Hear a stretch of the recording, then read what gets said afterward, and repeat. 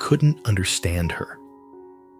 A mysterious woman appeared at the market, secretly filming me, then bought all the pomelos I was selling. The strangest part was that she didn't take back the change, just left quickly, as if nothing had happened. Why did she do that? Was it just a random coincidence, or is there something hidden behind it? I couldn't help but wonder if she had anything to do with Dewey, the boy I've been searching for all this time. Her actions were too suspicious, making me think there's more to it. And more importantly, does she know something about my family, the things I've lost? The more I thought about it, the more I realized she might be the missing piece I needed to uncover the secrets about my family. But do I have the courage to follow her and dive into a journey full of dangers and unknowns? I've made up my mind. I have to find out the truth, and I know there's only one way to do it. The sun was high in the sky, its warm rays shining down on the fields, turning the pomelos into a golden hue like precious jewels. I stood under the pomelo tree, holding a knife, carefully cutting the ripe fruit. The pomelos were plump and fragrant, filling the air with a sweet scent that made me feel joyful. Today, I hope to sell the remaining pomelos and then go find Dewey, the boy I met at the market. But there was still an unease in me, wondering if that boy could really help me find my family. I spread a cloth on the ground and began arranging the pomelos on it. Looking around, I saw people passing by, buying one or two, and then moving on. I wasn't in a rush. I just wanted time to pass quickly so I could finish the work and continue my search for my memories. As the sun climbed higher, the heat of the day set in, so I sat down for a break, absent-mindedly, staring at the basket of pomelos. Suddenly, I felt like someone was watching me. I turned around and met the gaze of a woman standing not far away, wearing a long coat and sunglasses. She was far, but her eyes never left me. I didn't think much of it and went back to my work, though the unsettling feeling lingered. She quietly walked over and started asking me about the price of the pomelos. It was a question anyone would ask, but her voice made me feel like something wasn't right, like she was probing. She asked, "How much is this pomelo?" Her calm tone made me feel like I was being tested. I smiled and answered 10,000 VND each, ma'am. She looked around before choosing all 4 pomelos left on the table. I was a little surprised most people didn't buy everything. She didn't say much, just took out the money to pay. When she handed me the money, I realized she'd given me a bit extra. I was surprised and said, "You've given me too much. Let me give you the change." I bent down to return the extra money, but unexpectedly, she quickly turned and waved her hand as if to refuse the change. She didn't look at me, just coldly said, "No need, keep it." I don't need the change. I stood there confused. I wanted to run after her to return the money, but she had already walked off quickly, not even glancing back. I felt left behind, bewildered, not understanding why she had acted that way. I didn't have time to think much more. I quickly stuffed the extra money in my pocket and tried to catch up with her. But when I called out, she just waved her hand without turning around, still refusing the change. The feeling of confusion kept me thinking about her. Who was she? Why did she come and leave so quickly? Like she didn't want anyone to know she had been there. I stood there in the market, people around me still busy with their own business. I couldn't help but wonder, Did she have something to do with Dewey, the boy who had called me dad? I couldn't forget Dewey's eyes when he ran to hug me and told me I was his dad. It was a strange moment I couldn't explain. But now this mysterious woman made me feel like there was something connected, something I couldn't quite reach. I went back to my pomelo basket, but the feeling of emptiness didn't leave me.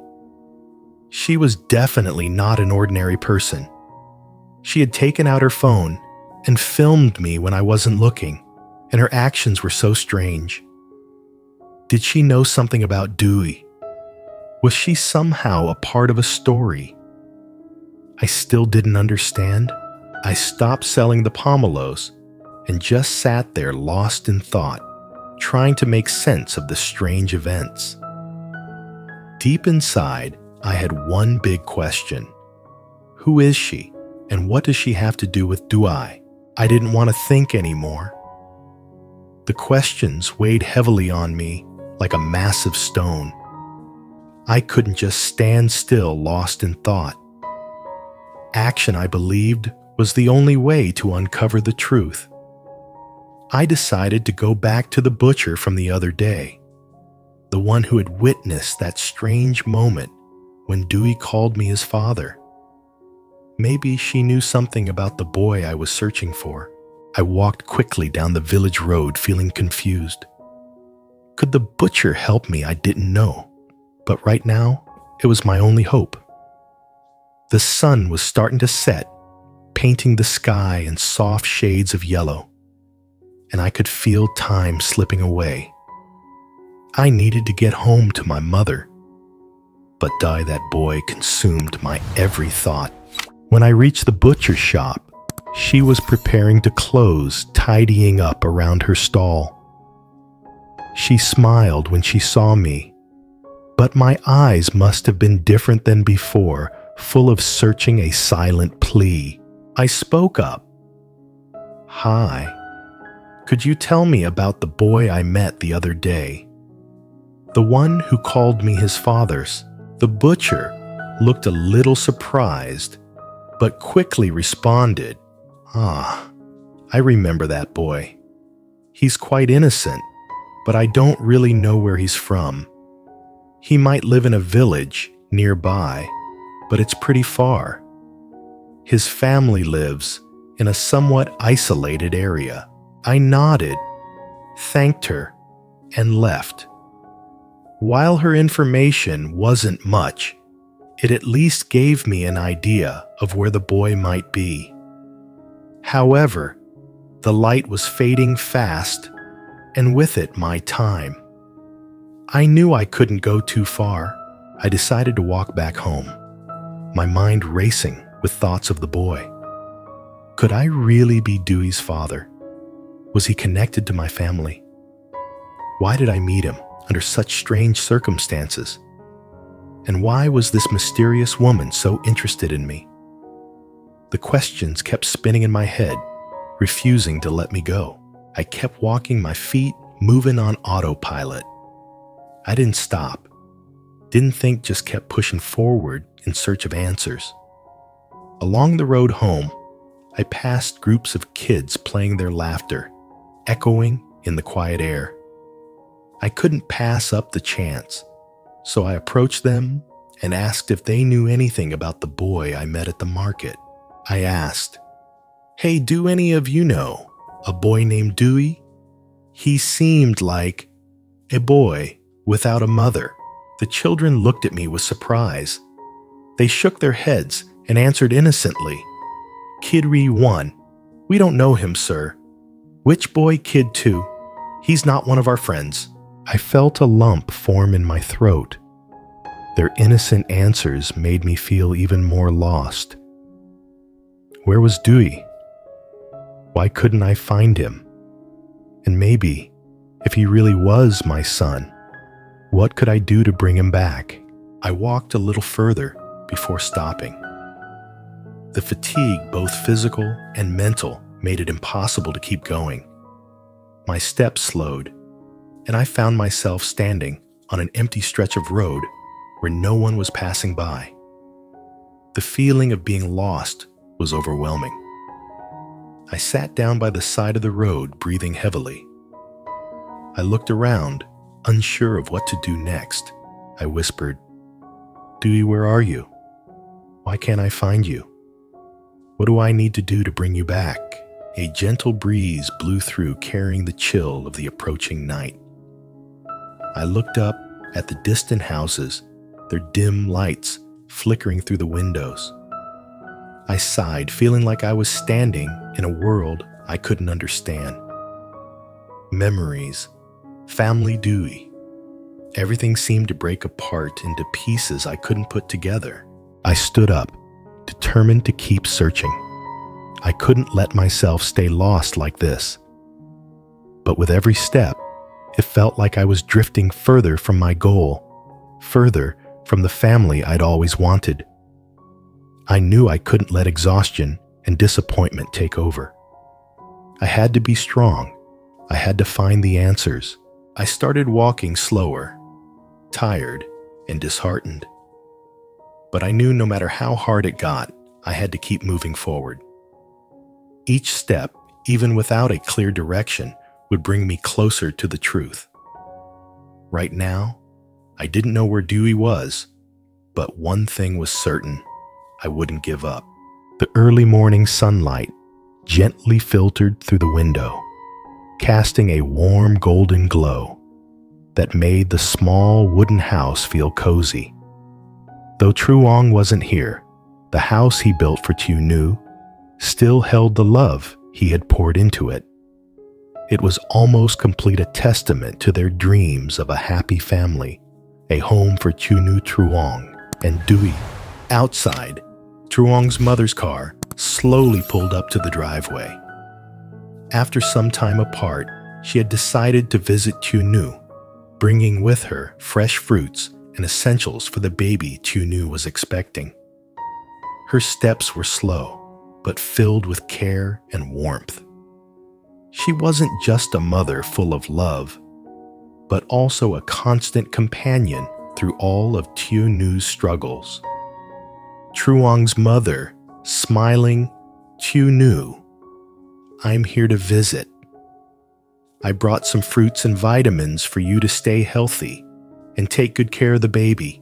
Lytieunu stepped out to greet her, her face lighting up like there was nothing more joyful than seeing Truong's mother. She couldn't hide the happiness in her heart. Truong's mother had always been a source of encouragement, offering comfort since the very beginning. Even though Truong wasn't here, the love Truong's mother had for Lytieunu and their family was ever present, serving as a constant source of strength. Lytieunu, happily smiling. "Thank you so much, Mom. It means a lot to me to see you. I'm so grateful for everything you've done for taking care of me and the baby." Truong's mother entered the house, setting the fruit down on the table before gently sitting in a wooden chair. The house still felt new, not quite finished, but it had a warm, inviting atmosphere. She looked around, clearly pleased to see Lytieunu settled into a cozy space. Truong's mother, looking around softly, "This house is beautiful, Lytieunu. Truong has done so much for you. It warms my heart to see you living in a place like this. But don't forget to take care of yourself and the baby." Lytieunu felt a rush of warmth from her words. Even though Truong wasn't here, she knew that Truong's mother would always protect and care for her and Dewey. She wasn't just a good mother. She was also an amazing friend who was always there to share Lytieunu's worries. Lytieunu moved. "I'm so lucky to have a mother like you. I feel so reassured knowing you're here." "Thank you so much." Truong's mother smiled gently, her eyes filled with tenderness. She could see that Lytieunu, despite the stress of pregnancy, had grown stronger. She had faced many challenges alone, but Truong's mother knew that Lytieunu wasn't alone. Her family would always be there for her. Truong's mother softly Lytieunu, "Don't worry too much about Truong. I know you miss him, but remember, the baby and Dewey need you. Don't let your worries about Truong drain your energy." Lytieunu listened, feeling a weight lift off her chest. She had been so focused on worrying about Truong, wondering if he would regain his memories and come back to her. But now with Truong's mother's words, she realized she also needed to take care of herself and the baby. Lytieunu, nodding eyes misty. "I understand, Mom. I'll try my best. I'll take good care of Dewey and the baby. Thank you for always being there for me." Truong's mother patted Lytieunu's hand and smiled kindly. She wanted her to know that no matter what, their family would always be united. After talking for a while about Truong and Lytieunu's life, Truong's mother asked the driver to go buy a new set of chairs and 3 beautiful potted plants for the house. She knew that Lytieunu was pregnant and might face difficulties with the housework, but she wanted to help create a comfortable, beautiful space for her. Truong's mother to the driver, "Please go buy a nice set of chairs and 3 potted plants for Lytieunu. Place them in front of the house so she can have a truly comfortable space." The driver nodded and went out while Lytieunu and Truong's mother continued talking. Truong's mother reminded Lytieunu to take care of her health, not overexert herself, and to remember that Dewey and the baby were the most important things right now. Truong's mother, with deep care, "Don't worry too much about Truong. Everything will be fine. Maybe he'll come back to us. But no matter what, we will always be together." Lytieunu listened to Truong's mother, feeling a sense of peace. She knew that even though Truong wasn't back yet, with the support and love of Truong's mother, she wasn't alone on this journey. She believed that family would always be there, a rock for one another. Lytieunu, looking at Truong's mother, eyes full of gratitude, "I'll do my best. No matter how hard it gets, I'll get through it for this family."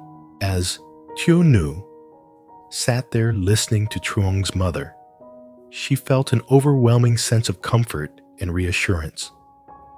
She had been carrying the weight of so many emotions on her own, trying to balance her pregnancy, her thoughts about Truong, and the uncertainty surrounding Dewey. But now with Truong's mother by her side, she felt like she wasn't alone anymore. The presence of someone who cared so deeply for her and the family made everything seem a little more bearable. Truong's mother had always been a pillar of strength, someone Lytieunu could always turn to. Even though she had lost her son for reasons beyond her control, she still managed to share her warmth and wisdom with Lytieunu, offering a kind of love that was unconditional. Lytieunu realized that despite everything that had happened, she had a family here, and that gave her the courage to keep going. The sun was now low in the sky, casting a soft orange hue over the room, adding to the warmth already present. Truong's mother continued to speak gently, reminding Lytieunu of the importance of taking care of herself, especially during her pregnancy. It was a reminder that she needed to focus on the future, the baby growing inside her, and the bond that was already forming between her and Dewey. "Remember, Lytieunu," Truong's mother said softly. "You have so much to look forward to. This baby Dewey Your family is here waiting for you. Take things one step at a time and don't rush. You're doing great." Lytieunu smiled, feeling the sincerity in those words. She had spent so much time worrying about Truong's return, about whether he would remember her, about what their future together would look like. But now, for the first time in a long while, she realized that it was okay to take a break from all that uncertainty. It was okay to focus on the here and now, the life growing inside her, the family she already had, and the love that was still present around her. The sound of the driver's car pulling up to the house snapped Lytieunu out of her thoughts. She looked out the window, seeing him bringing in the new chairs and plants that Truong's mother had asked for. She was touched by the care that had gone into making her home more comfortable, more beautiful. It wasn't just about the furniture or the plants. It was about the love that was being poured into this space, a space where she would raise her child and make new memories with her family. Truong's mother, noticing her gaze, smiled. "It's just a little something to help you settle in better, Lytieunu. You deserve to feel at peace here." Lytieunu felt tears well up in her eyes, not from sadness, but from the deep appreciation she felt for the kindness surrounding her. She had been so focused on the absence of Truong, but now she realized that there was so much love and support in her life, so much that it would carry her through the toughest of times. The journey ahead was still uncertain, but she knew she wouldn't have to face it alone.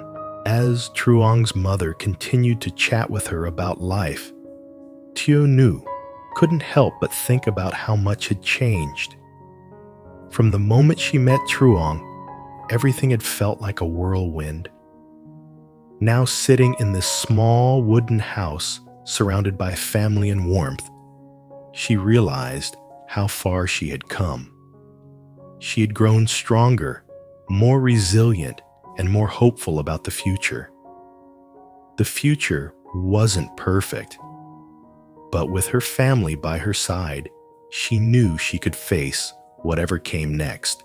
Later that evening, after the driver had left and the new furniture had been set in place, Lytieunu stood by the window, looking out at the darkening sky. The stars were beginning to twinkle above, and for a moment, everything felt right.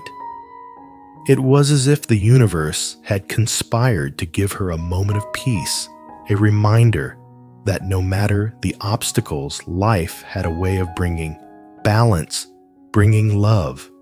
"I'll be okay," she whispered to herself, a quiet promise. "For my family, for Dewey, and for the baby." And as the night settled around her, Lytieunu felt the weight on her shoulders lift, if only for a moment. She wasn't alone. Not anymore.